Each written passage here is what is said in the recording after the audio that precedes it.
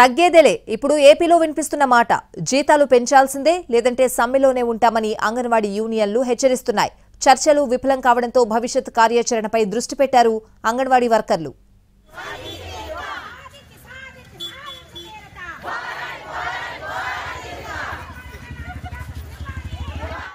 జీతాలు పెంచాలంటూ సమ్మెకు దిగిన అంగన్వాడీలతో ఏపీ ప్రభుత్వం జరిపిన చర్చలు విఫలమయ్యాయి. అంగన్వాడీ సంఘాల నేతలతో మంత్రులు బుగ్గన రాజేంద్రనాథ్, బొత్స సత్యనారాయణ, ప్రధాన సలహాదారు సజ్జల రామకృష్ణారెడ్డి చర్చలు జరిపారు.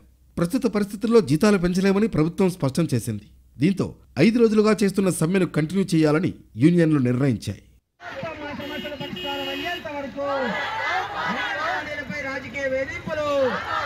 కనీస జీతం 26,000 రూపాయలు ఇవ్వాలని, టీఏ, డిఏ బకాయిలను వెంటనే చెల్లించాలని, గ్రాట్యుటీ అమలు చేయాలని డిమాండ్ చేస్తున్నారు. ప్రమోషన్లు ఇవ్వాలని, రిటైర్మెంట్ వయసును 62 ఏళ్లకు పెంచాలని, రిటైర్మెంట్ బెనిఫిట్స్ను 5 లక్షల రూపాయలు పెంచాలని ప్రభుత్వాన్ని కోరుతున్నారు. సర్వీసులో ఉంటూ చనిపోయిన ఉద్యోగుల కుటుంబాల్లో ఒకరికి ఉద్యోగం ఇవ్వాలని, తమకు హెల్త్ ఇన్సూరెన్స్ కల్పించాలనే డిమాండ్లతో అంగన్వాడీ టీచర్లు, ఆయాలు, హెల్పర్లు 5 రోజులుగా సమ్మె చేస్తున్నారు. దీంతో సమ్మె విరమించాలని ప్రభుత్వం విడతల వారీగా చర్చలు జరిపింది. అంగన్వాడీ కార్యకర్తలు విధులకు హాజరు కాకపోతే ఉద్యోగం నుంచి తొలగిస్తామని హెచ్చరించింది.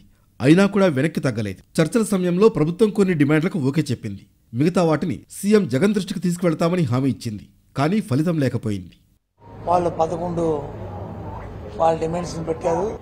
వాళ్ళు అడిగినవన్నీ ఆ గ్రాట్యుటీ గురించి, శాలరీ గురించి, వాళ్ళు లీవ్, వాళ్ళకి ఇస్తున్న జరుగుతున్న డే టు డే యాక్టివిటీల గురించి, సెంటర్స్ గురించి, వాళ్ళకి ఇస్తున్న అద్దెలు, వాటి గురించి అన్నిటి గురించి మాట్లాడారు. ప్రతిదానికి కూడా చెప్పాము. వాళ్ళు అడిగిన 1-2 విషయాలు ఇవ్వనాటిని కూడా యాడ్ చేశాము. ఇంకా 1-2 డిస్కషన్ ఉంటే అవి ముఖ్యమంత్రి గారితో మాట్లాడిన తర్వాత చెప్తామనే విషయాన్ని కూడా చెప్పాము. మేమైతే ఒక సద్భవ వాతావరణంలో జరిగినాయి.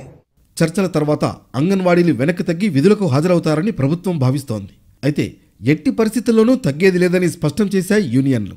మరోవైపు నిన్న 4వ రోజు సమ్మె ఉధృతంగా సాగింది. వీరికి వివిధ పార్టీలు, ప్రజా సంఘాలు మద్దతు తెలిపాయి.